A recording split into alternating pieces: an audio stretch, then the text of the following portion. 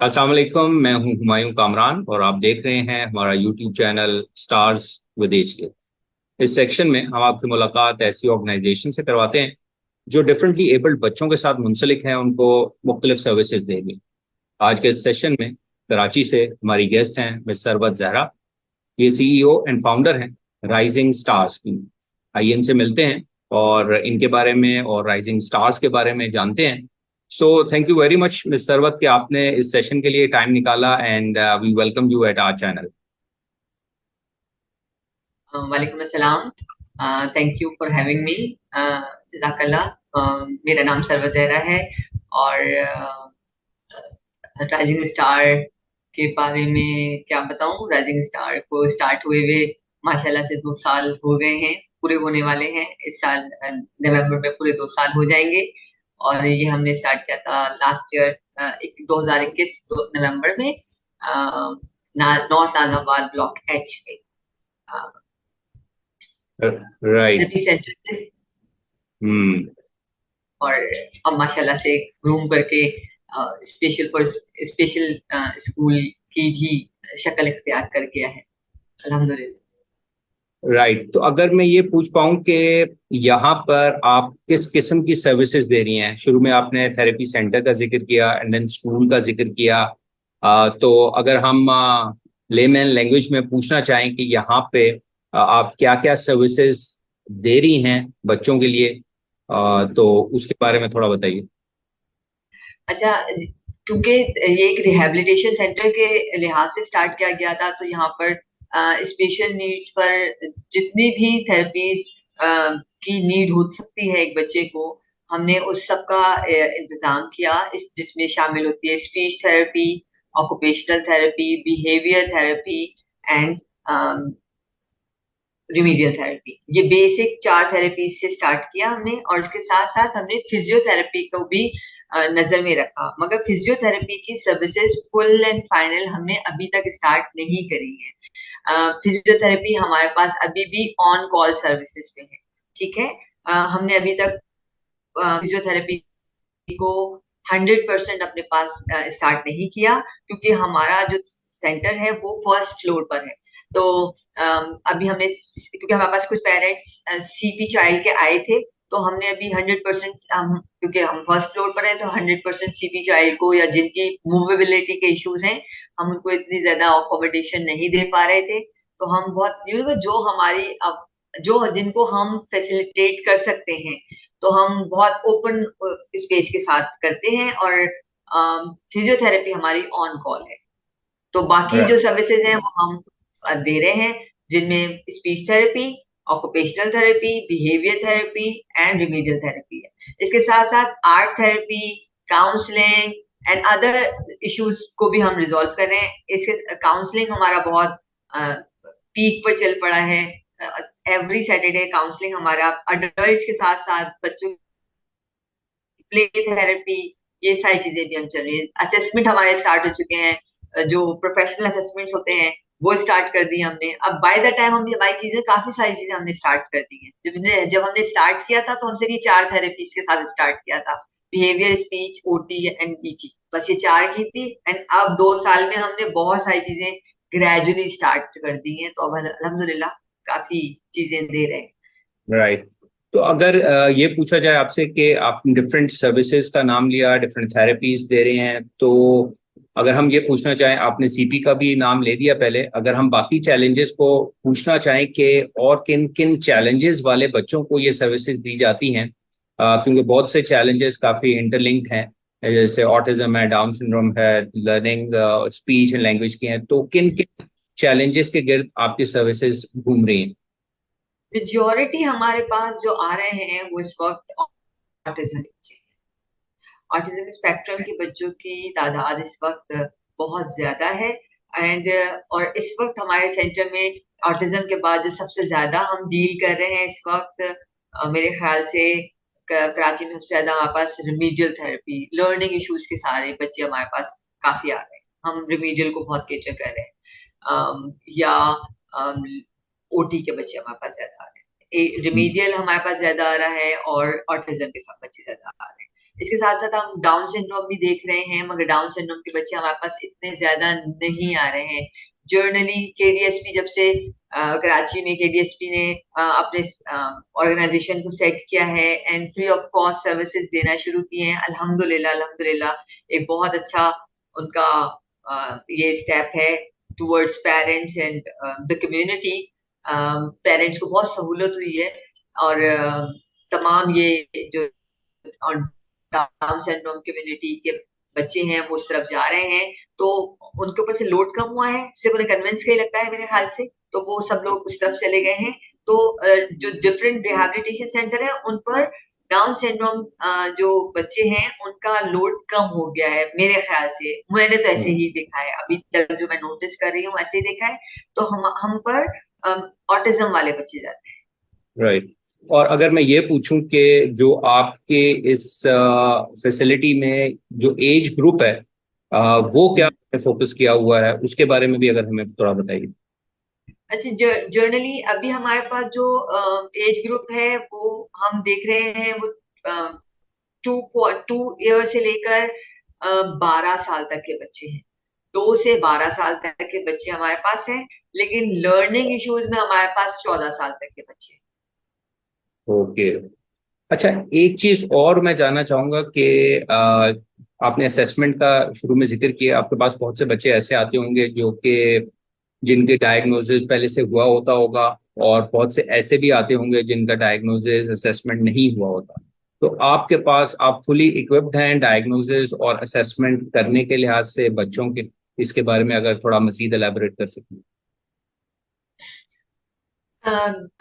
Definitely ये बहुत बड़ी जिम्मेदारी वाला काम है। ये बगैर इक्विप्ड हुए या बगैर ऑथेंटिक साइकोलॉजिस्ट के आप ये कर नहीं सकते।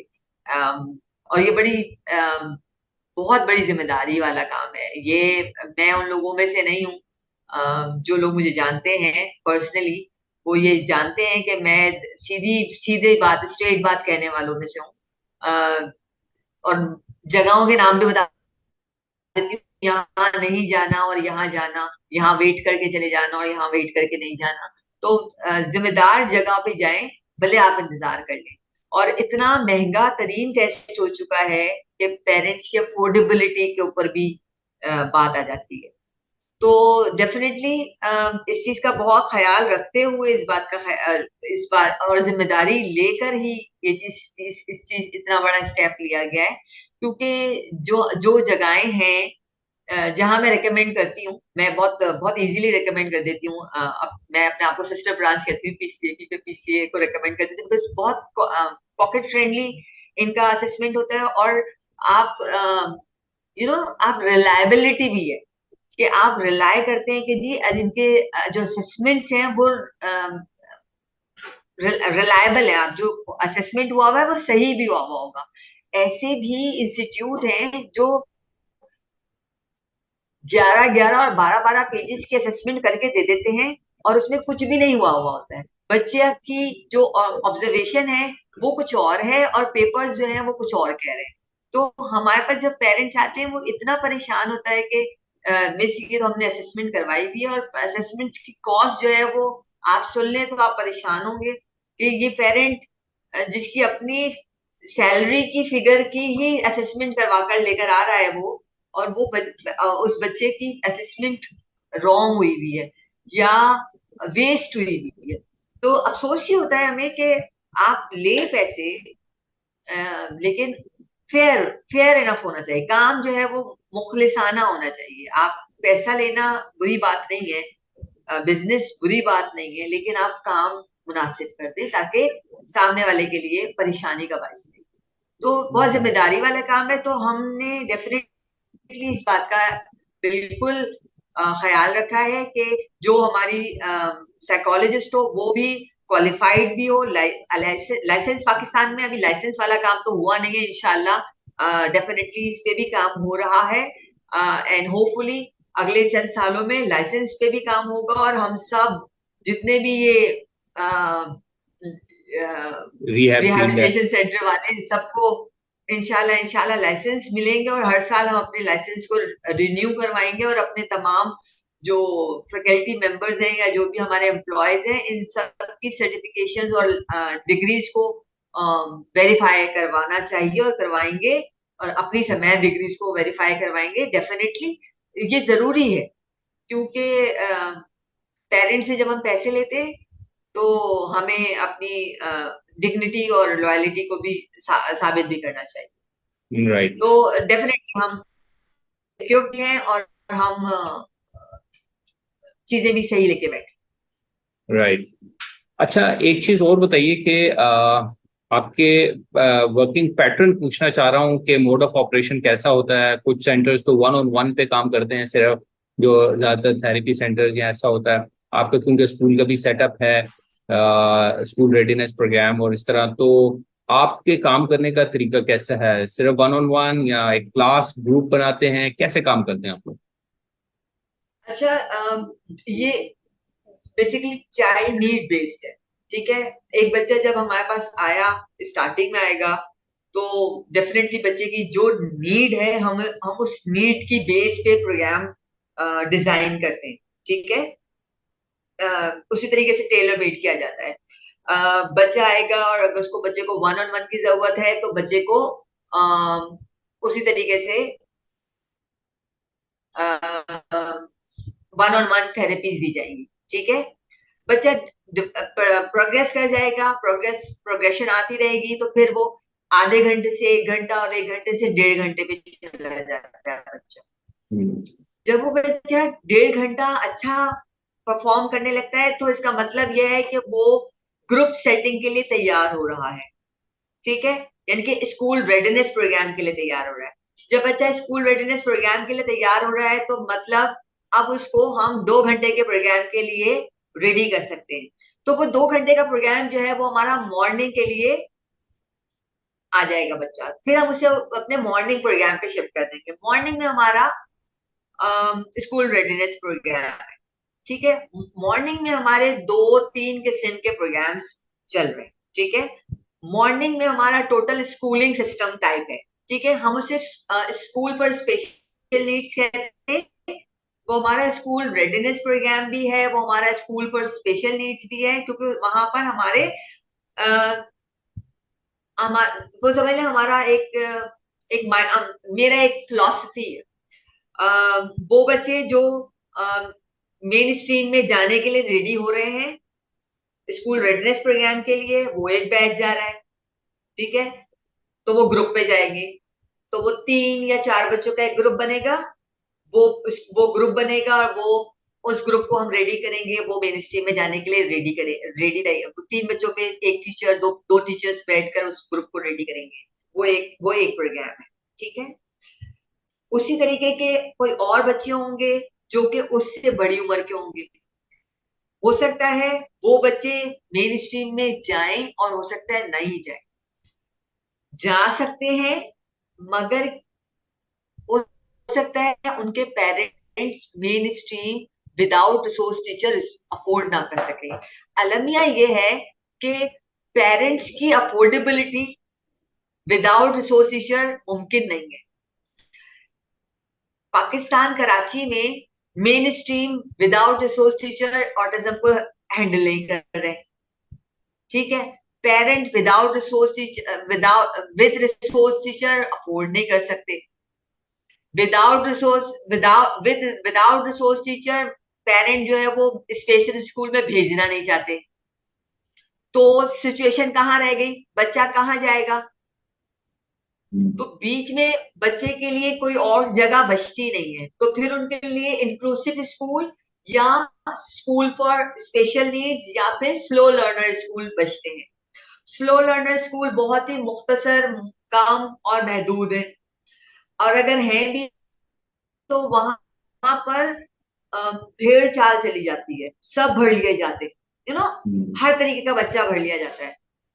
तो वहां भी जो है ना हालात बड़े खतरनाक और खौफनाक है। अनफॉर्चुनेट बातें हैं सारी, लेकिन है, हकीकत है। आप आंख नहीं बचा सकते, चुरा नहीं सकते। मेरा फलसफा यह है कि अगर इस तरह की सिचुएशन है तो मैंने क्या किया है, मैंने उन बच्चों का अलग बना दिया, ग्रुप बना दिया। एज अप्रोप्रिएट 4 बच्चों का ग्रुप, 5 बच्चों का ग्रुप एक अलग बना दिया, जो सेम एज ग्रुप के एज ग्रुप और मेंटली समहाउ हर बच्चा इंडिविजुअल है। जब मेरे एटिपिकल बच्चे एक जैसे नहीं हो सकते, जब हम दो इंडिविजुअल एक जैसे नहीं हो सकते, तो मेरे स्पेशल नीड्स के बच्चे एक जैसे कैसे हो सकते हैं?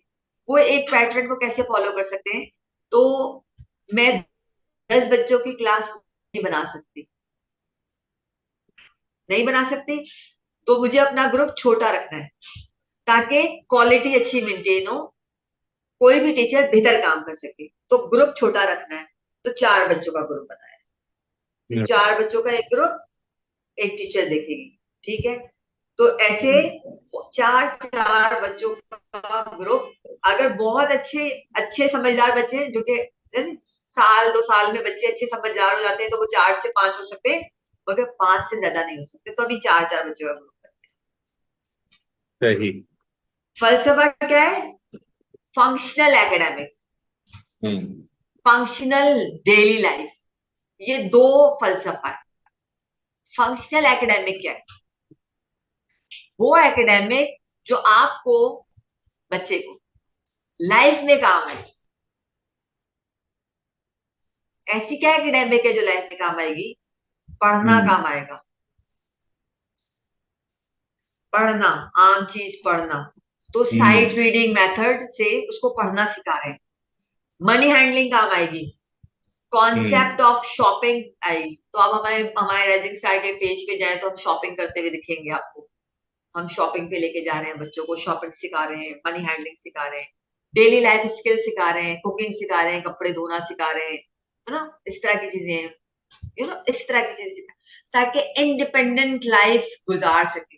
तो हमारे पास डिफरेंट एज ग्रुप के डिफरेंट, तो हमारा इस तरह का, ये मॉर्निंग में ये वाले काम भी कर रहे हैं, क्योंकि ख्वाहिश मेरी ये नहीं थी जो मैं कर रही हूँ। ख्वाहिश मेरी है, इंशाल्लाह अगर जिंदगी ने मौका दिया और कुछ और फाइनेंशियल स्ट्रांग हुई, इंशाल्लाह कभी जिंदगी और कुछ सबब बना, तो वोकेशनल ट्रेनिंग सेंटर खुलना है नॉर्थ में, अपने इलाके में, वोकेशनल ट्रेनिंग सेंटर खुलना है चले, इंशाल्लाह। इंशाल्लाह वो टाइम भी आएगा और हम उसके लिए भी दुआगो हैं कि vocational training centre north Nazimabad में, नॉर्थ साइड पे कराची की जो भी एरिया आपका, उधर खोलें और वहाँ के लोगों को सर्व करें।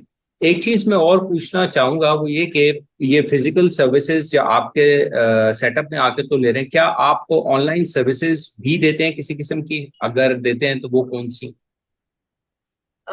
देखिए, अभी ऑनलाइन सर्विसेज मैं पर्सनली शुरू में दे रही थी, not from the rising star banner, और वो पर्सनली मैं रिमीडियल सर्विसेज दे रही थी, काउंसलिंग की सर्विसेज देती हूँ मैं पर्सनली, मगर राइजिंग स्टार के बैनर से अभी तक हमने स्टार्ट 2 सालों में तो नहीं की। ओके। अच्छा।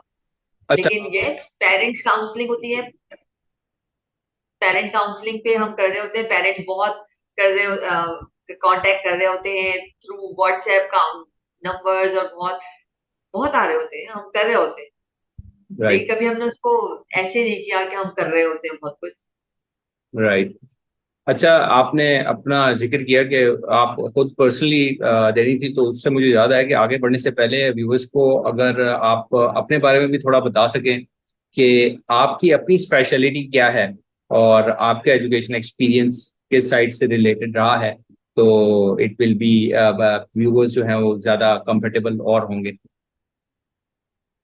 अच्छा, बहुत पुरानी कहानी है, बहुत, मैं 24 साल हो गए, 24वां साल है इस फील्ड में। 98 में ज्वाइन किया था मैंने स्पेशल एजुकेशन इस फील्ड को, वर्किंग एक्सपीरियंस 98 में मैंने काम करना शुरू किया था। स्पेशल स्कूल से, इंस्टीट्यूट ऑफ बिहेवियर साइकोलॉजी से मैंने अपना काम करने का आगाज किया था। 8 साल मैंने वहां काम किया स्पेशल स्कूल से। फिर 5 साल कोई मैंने CAS मेन स्ट्रीम स्कूल है वहां पर एज ए शेडो टीचर काम किया। हम कदम फाउंडेशन के साथ काम किया। आसिया सचवानी स्पीच थेरेपिस्ट होती है, उन्होंने ये फाउंडेशन खोली थी हम कदम शेडो टीचर्स की।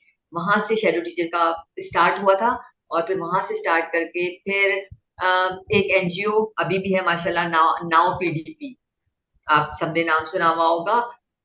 उनका पायलट प्रोजेक्ट था sight reading program. Sight reading program की फर्स्ट ट्रेनर थी, मास्टर ट्रेनर मैं थी। और उनका पायलट प्रोजेक्ट के ऊपर मैं और एक मेरे साथी थी आयशा, आयशा जमाल।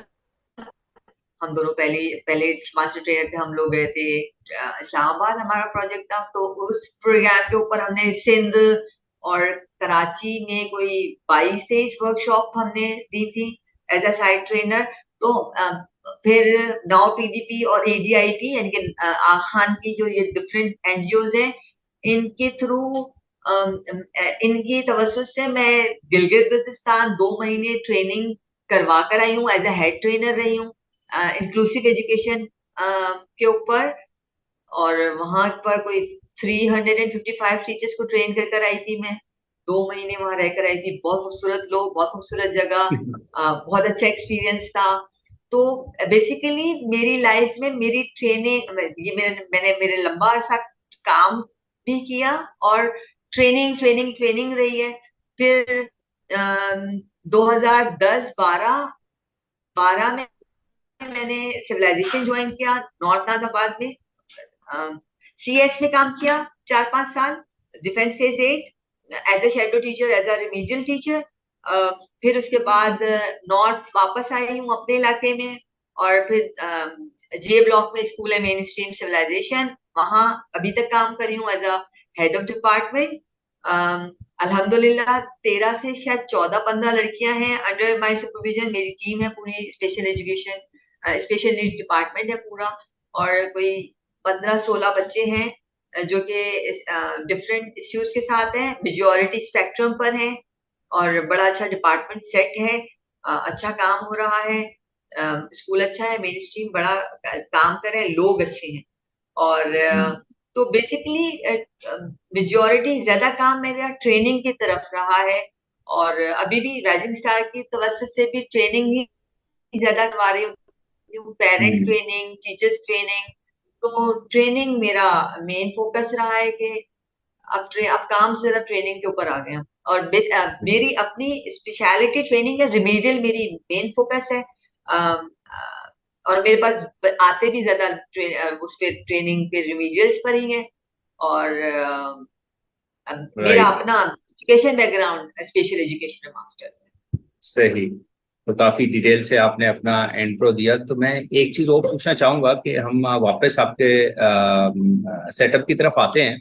तो आपके तो इतना एक्सपीरियंस है और जो आपकी एक्सपर्टीज है, स्पेशलिटी है, वो भी हमें पता लग गई। तो हम ये जानना चाहेंगे कि आपके अलावा आपके सेटअप में और कौन कौन से प्रोफेशनल्स हैं, क्योंकि डिफरेंट सर्विसेज दी जा रही हैं। तो किस किस्म के प्रोफेशनल या कौन कौन से प्रोफेशनल्स आपकी टीम में शामिल हैं, तो टीम का हिस्सा है? ऑक्यूपेशनल थेरेपिस्ट है हमारे पास, ऑक्यूपेशनल डिपार्टमेंट में हमारे पास ऑक्यूपेशनल थेरेपिस्ट है। स्पीच डिपार्टमेंट में हमारे पास स्पीच थेरेपिस्ट है। बिहेवियर थेरेपिस्ट, बिहेवियर डिपार्टमेंट में हमारे पास बिहेवियर थेरेपिस्ट है। साइकोलॉजी में मास्टर्स कर कर आए हुए हैं, आरबीटी है। और रिमीडियल डिपार्टमेंट में मेरे ट्रेन किए हुए रिमीडियल साइकोलॉजी में मास्टर्स करे हुए और रिमीडियल थेरेपिस्ट है। ठीक है, रिमीडियल टीम हमारी बहुत स्ट्रॉन्ग है, बिकॉज जाहिर सी बात है मेरा डोमेन बहुत स्ट्रॉन्ग है रिमीडियल में, तो हमारी रिमीडियल टीम तो बहुत स्ट्रॉन्ग है। एंड सबसे बड़ी टीम ही हमारी रिमीडियल की है, बिकॉज हमारे पास सबसे ज्यादा नॉर्थ में, मैं कही थी ना कि नॉर्थ में हमारे पास रिमीडियल का बहुत बड़ा स्टॉक आता है। तो जनरेशन, एलेक्सर और काफी सारी जगहों से रिमीडियल का बड़ा स्टॉक राइट। अच्छा, एक चीज जो पेरेंट्स काफी इंटरेस्टेड होते हैं और मेन कंसर्न भी उनका होता है कि जो आपके सेटअप की, आपके फैसिलिटी की और सर्विसेज की कॉस्टिंग है या फीस स्ट्रक्चर है, उसके बारे में अगर थोड़ा सा बता सकें आप, for the information of parents, कि वो कैसे चार्ज होंगे, क्या चार्ज होगा, इसके बारे में अगर थोड़ा बताएं। है। अच्छा, इस तरह से है कि हम रजिस्ट्रेशन करते हैं रजिस्ट्रेशन चार्जेस हैं हमारे 2000 रुपीज, ठीक है। एट फर्स्ट टाइम आपको 2000 रुपए आपको रजिस्ट्रेशन चार्जेस देने पड़ेंगे। उसके बाद आपको पर सेशन कॉस्ट है हमारी 1500 रुपीज, ठीक है। वो आप अपना पैकेज बनवा लीजिए। तो पैकेज जब आप पैकेज करवा लेते हैं तो वो कॉस्ट 1000 से 1500 के दरमियान कहीं पर वेरी कर जाती है। तो वो आप at the at the time of admission जब आप उसको सेटिंग करवा लेते हैं कि आप थ्राइस अ वीक ले रहे हैं या ट्वाइस अ वीक ले रहे हैं या 4 डेज कर रहे हैं, तो फिर वो आप एकदम सेट करवा लेते हैं। तो वो आपको पैकेज में 1000 रुपीज भी पड़ सकता है, 1100 भी हो सकता है, 1200 भी हो सकता है, एंड अगर 1500 अगर आप एक ही ले रहे हैं हफ्ते में तो वो 1500 भी हो सकता है। तो राइट। 1500 मैक्सिमम 1500 है एंड मिनिमम 1000 है, एंड 2000 भी है अगर आप रिमीडियल ले रहे हैं। तो रिमीडियल क्योंकि 1 आवर का सेशन है तो वो 2000 है, और अगर हाफ एन आवर वाला सेशन है तो वो 1000 से 1500 तक का है। राइट। अच्छा, एक चीज और, हमारे पास थोड़ा टाइम कम है तो हम चाहेंगे कि एक दो क्वेश्चंस और हैं वो अगर हम उसको जल्दी से एड्रेस कर सकें कि पेरेंट्स अक्सर डिमांड करते हैं कि आपसे भी करते होंगे कि सेशन ऑब्जर्वेशन का आजकल बड़ा है डिमांड, तो आपको कैसे अलाउड है, करेंगे? बल्कि हम इंसिस्ट करते हैं, हम इंसिस्ट करते हैं कि the mother has to sit with the therapist. हम कहते हैं आप बैठे, आप अपनी डायरी और पेन लेके बैठे, अपने नोट्स बनाएं, घर पे जाके काम करें, बिकॉज सारी जिम्मेदारी हमारी थेरेपिस्ट की थोड़ी है। यहाँ तो वो ट्वाइस अ वीक आएगा, घर पे ज्यादा है, आप काम करें, क्योंकि बच्चे असल मेहनत तो बच्चे के साथ आप माँ ने ही करनी है। अच्छा थेरेपिस्ट तो माँ ने ही बनना है। अब बार दफा हम लोग पेरेंट्स को कंपनसेशन पे भी देते हैं ना, कि जो पेरेंट्स अफोर्ड नहीं कर सकते, आपके तवज्जुह से हम ये क्या बता भी रहे हैं कि अगर कोई अफोर्ड नहीं कर सकता या जिसकी सैलरी 25,000 से कम है, वो आकर हमें यहाँ ऑफिस में बताएगा कि अपनी सैलरी स्लिप दिखाएगा कि वो 25,000 से कम कमाता है, तो हम उसे राइजिंग स्टार के प्लेटफॉर्म से थेरेपीज फ्री देंगे, ठीक है। तो राइट। वो बता सकता है कि हमारे गए तो हम उसे थेरेपी देंगे, हम उसे कंपनसेट करेंगे, तो हम उसकी माँ को ट्रेन करेंगे कि हम ऐसा थोड़ी होगा कि पूरा हफ्ता वो फ्री थेरेपीज ले जाएगा। हम उसको 2 थेरेपीज फ्री देके उसकी अम्मी को ट्रेन करेंगे कि बीबी आइए सीखिए। ऐसे हम सबको देंगे। आज अगर कोई राइजिंग स्टार की तो एक दफा एक बंदा भी तारीफ कर रहा है तो वो इसलिए करेगा कि हम बोलते हैं आए सीखें देखें। हम बिठाते, हम ये मना नहीं करते कि नहीं, हाँ हम रोज नहीं बैठाएंगे, हम हफ्ते में एक दफा बिठाएंगे, हम 15 दिन में एक दफा बिठाएंगे। रोज क्या देखना है आपने, रोज तो नहीं देखना। आप अगर रोज सबको बिठाएंगे तो पूरा घर पूरे सेटअप पे अम्मा ही बैठी हुई होगी, फिर सब कुछ बैठे होंगे। ऐसे हाँ, ही है। एक पूरा एक चेन है, एक चेन के थ्रू बैठे हो। राइट। नेक्स्ट। एक चीज और बताइए कि पेरेंट्स को आप क्या एडवाइस करती हैं कि जब वो किसी ऐसे सेंटर को, ऐसी फैसिलिटी को, ऐसे प्रोफेशनल को तलाश कर रहे हों, ढूंढ रहे हों, कैसे वो एक अच्छे प्रोफेशनल या अच्छे सेटअप तक जा सकते हैं, या उनको उस सेटअप में क्या चीजें देखनी चाहिए जिसकी बेस पे उनको डिसाइड करना चाहिए हाँ यार इधर मुझे बच्चे को लेके जाना चाहिए, कौन से ऐसे की पॉइंट्स पे फोकस करना चाहिए? अल्लाह ताला ने ना, कामरान, अल्लाह ताला ने माँ बाप को जो है ना यहाँ सेंस बड़ा जबरदस्त दिया होता है। आपको कॉमन सेंस यूज करना है, ठीक है। अल्लाह ताला ने ना कॉमन सेंस सबको दिया हुआ होता है। दूसरा, आपको जब आप अपने लिए कोई चीज सेलेक्ट कर रहे होते हैं तो आप हर चीज छान पटकते हैं ना, जज ढूंढते हैं ना। तो आप ढूंढे, आप पूछे, सवाल करें। आप हर एक के पास मोबाइल है, गूगल है, आप पूछते हैं, आप सवाल करते हैं। आप सवाल करें, आप पूछें इसमें क्या होगा, इसके बाद क्या होगा। अगर सामने वाला आपको सेटिस्फाई नहीं कर रहा, आपको आए बाएं शाएं कर रहा है, तो आप समझ जाए कि ये बात घुमा रहा है, समझ जाए। दूसरा, आप प्लान मांगो। आप बोले इसके अंदर क्या होगा, इसके बाद क्या होगा, बात खत्म हो जाएगी। अगर वो आपको सेटिस्फाई नहीं कर रहा, मतलब बात कहानी में झोल है। सिंपल सी बात है, प्लानिंग जरूरी है। जो प्लानिंग देगा वो काम करेगा। जो बगैर प्लानिंग के करेगा वो कुछ नहीं करेगा, जो साथ बैठने को अलाउ करेगा वो काम करेगा। दो चीजें, जो थेरेपी सेंटर साथ बिठा रहे हैं, एक वो काम कर रहे हैं, जो प्लानिंग दे रहे हैं वो काम कर रहे हैं। इसमें क्या प्रॉब्लम है कि साथ नहीं बिठाना? अच्छा है, बुरा है, एसी नहीं है, मेरे पास आम सा मटेरियल है, मेरे रंग उड़ा हुआ है, कचरा है, कुछ भी है, कैसा भी है, जो है जैसा है, जो भी हालात हैं, जैसे जिस जिस भी तरीके का है, ये है, ऐसे काम करना है। समझ रहे हैं? राइट। मैं एसी वाले कमरे में बैठकर अमेरिका से लाए हुए सामान के साथ बिठाकर कोई भी काम ना करूं, उससे बेहतर है कि मैं टाट के कमरे में बैठकर एतवार बाजार से खरीदे हुए पुराने टॉय से काम करवा लूं और बच्चे के साथ काम करूं। असल बात है काम कर, असल बात तो है कि वो काम उस पे ऊपर तो काम नहीं करवाना। होगा। राइट। बिल्कुल, काम करवाना आना चाहिए। तो माँ बाप को यहां से समझदार होना पड़ेगा, पेरेंट्स को काम करवाना चाहिए। इधर ताम झाम पे ना जाए, पेरेंट्स को ताम झाम पे नहीं जाना चाहिए, ब्रांड पे नहीं जाना चाहिए।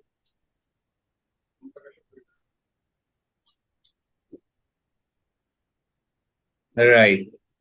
तो इसी की पॉइंट पे फोकस करते हुए और इसी ये जो आखिरी मशवरा था वो काफी की है सरबत साहिबा की तरफ से, और पेरेंट्स को उस पर जरूर फोकस करना चाहिए। इसी के साथ we are almost at the end of our interview.